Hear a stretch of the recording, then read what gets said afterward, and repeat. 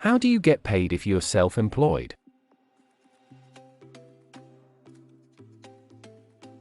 An invoice is both a tax document and a legal document. HMRC can ask you to provide invoices you have issued to your customers if you are being audited. From a legal perspective, you are formally demanding payment from your customer.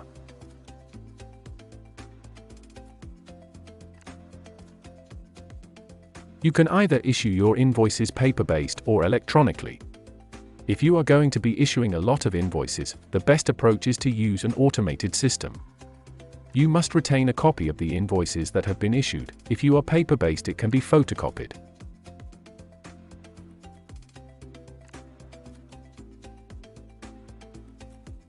Some of the things you should include in your invoices are as follows: invoice date, customer details, payment terms, amount to pay, items bought or services provided, unique invoice number.